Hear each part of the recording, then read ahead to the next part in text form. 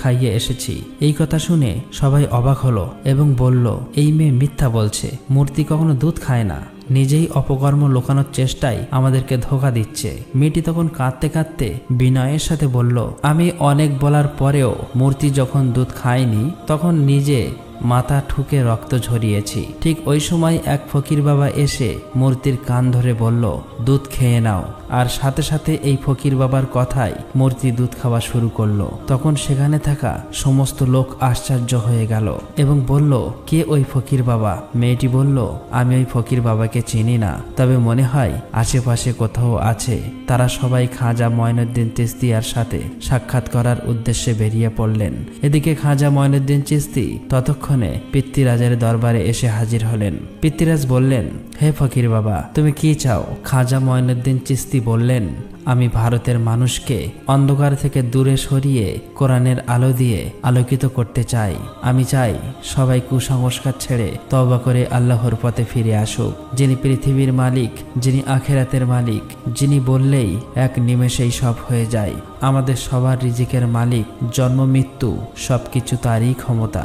সেই মহান আল্লাহ তাআলার ইবাদত করতে চাই, আমি কারো ক্ষতি চাই না। তিনি যখন এসব কথা বলছে, ঠিক ওই সময় একজন ইসলাম বিদ্বেষী ব্যক্তি তার আধ্যাত্মিক ক্ষমতা পরীক্ষা করতে এসে বলল, তিনি যদি সত্যিকারের আধ্যাত্মিক শক্তিধর হন তবে পানি থেকে আগুন তৈরি করে দেখান। খাজা মঈনুদ্দিন চিশতি রহমাতুল্লাহ আলাইহে আল্লাহর নাম স্মরণ করে পানির উপর ফুঁ দিলেন এবং সেই পানি থেকে আগুন বের হতে শুরু করে। চোখের সামনেই এমন বিস্ময়কর অলৌকিক ঘটনা দেখে ওই ব্যক্তি খাজা মঈনুদ্দিন চিশতির কাছে ক্ষমা চায় এবং তার ক্ষমতায় বিশ্বাসী হয়ে সাথে সাথেই ইসলাম ধর্ম গ্রহণ করে। ওই সময় এই রাজদরবারের সমস্ত মানুষ সহ রাজা পৃথ্বীরাজও বুঝতে পেরেছিলেন যে এমন আল্লাহওয়ালা মানুষের সাথে কখনোই মোকাবেলা করা সম্ভব নয়। অনেক অলৌকিক ঘটনা দেখার পর তারা আর দেরি করলেন না, ক্ষমা চাইলেন এবং সঙ্গে সঙ্গে তারা খাজা মঈনুদ্দিন চিশতির হাতে হাত দিয়ে মুরিদ হয়ে গেলেন এবং ইসলাম ধর্ম গ্রহণ করলেন। খাজা মঈনুদ্দিন চিশতি তাদেরকে ক্ষমা করে দিলেন। অতঃপর খাজা মঈনুদ্দিন চিশতি সেখান থেকে চলে আসলেন। খাজা মঈনুদ্দিন চিশতি তার সঙ্গী সাথী সহ তারাগার পাহাড়ের ওই স্থানে অবস্থান করলেন। খাজা মঈনুদ্দিন চিশতি যখন এক স্থানে আল্লাহর ইবাদতে মগ্ন ছিলেন, ঠিক ওই সময় হিন্দু পণ্ডিত সহ ওই লোকগুলো ওই স্থান দিয়ে যাচ্ছিলেন। তখন হিন্দু পণ্ডিতের ওই মেয়েটি বলল, ওই দেখুন, ওই যে ফকির বাবা বসে আছে, ওই ফকির বাবার কথাই মূর্তি দুধ খেয়েছিল। তখন তারা একে একে সবাই খাজা মঈনুদ্দিন চিশতি রহমাতুল্লাহ আলাইহির কাছে হাজির হলেন এবং বললেন, হে ফকির বাবা, আপনি কে আর আপনি কোন এমন জাদু জানেন যে আপনার কথাই মূর্তি দুধ খেয়েছে? খাজা মঈনুদ্দিন চিশতি বললেন, আমি তো আল্লাহর এক বান্দা, আমার কথাই কিছুই হয় না, আমার আল্লাহ যা বলে তাই হয়ে যায়, আমি সেই আল্লাহর ইবাদত করি। তখন তারা বলল, আমরা আজ থেকে সেই আল্লাহর ইবাদত করতে চাই। এই ভারতে তো সবাই একে একে ইসলাম ধর্ম গ্রহণ করেছে, আমাদেরকেও ইসলাম ধর্ম গ্রহণ করিয়ে দিন। অতঃপর তারা সকলেই ইসলাম ধর্ম গ্রহণ করলেন। এই ঘটনার কয়েকদিন পর খাজা মঈনুদ্দিন চিশতি সেখানে একটি জঙ্গলের মধ্য দিয়ে যাচ্ছিলেন। যাওয়ার সময় দূরে লক্ষ্য করে দেখলেন কয়েকজন হিন্দু পণ্ডিত এবং সেখানে থাকা বিভিন্ন লোকজন অগ্নি পূজা করছে। এটা দেখে খাজা মঈনুদ্দিন চিশতি তাদের দিকে এগিয়ে গেলেন এবং বললেন, আপনারা আগুন পূজা করছেন কেন? এই আগুন আপনাদের কি উপকার করে? তখন তারা বলল, এই আগুন হলো আমাদের খোদা, আগুনকে খুশি করছি, মৃত্যুর পরে নরকের আগুন থেকে মুক্তি পাওয়ার জন্য আগুন পূজা করছি। তখন খাজা মঈনুদ্দিন চিশতি রহমাতুল্লাহ আলাইহি বললেন, আচ্ছা বেশ, তাহলে আপনারা আগুনকে খুশি করছেন, আগুনকে স্পর্শ করুন তো, আগুন আপনাদের জ্বালিয়ে দেয় কিনা? তখন সেখানে থাকা আরেকজন বলল, এটা আবার কেমন ধরনের কথা?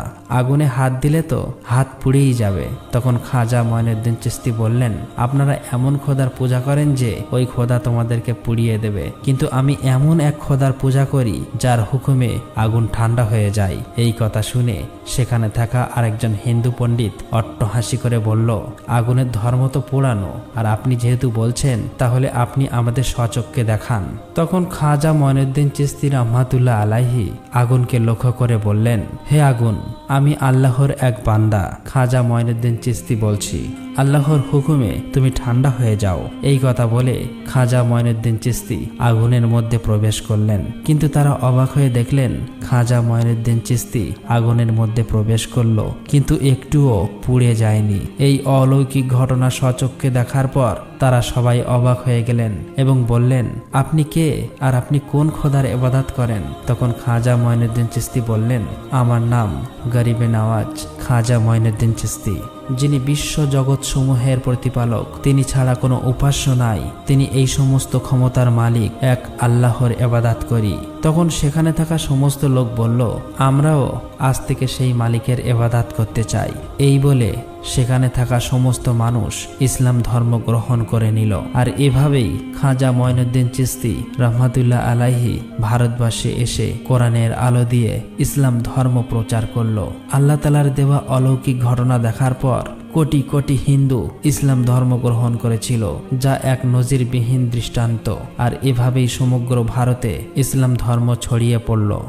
তো প্রিয় বন্ধুরা, আপনারা যদি চান যে খাজা মঈনুদ্দিন চিশতি রহমাতুল্লাহ আলাইহের মৃত্যুর পরে যেসব অলৌকিক ঘটনা ঘটে গিয়েছে তার পাঠ যদি আপনারা চান, অবশ্যই কমেন্ট বক্সে লিখবেন। আর আজ এই পর্যন্ত ভিডিওটি কেমন লেগেছে অবশ্যই কমেন্ট করবেন। আসসালামু আলাইকুম।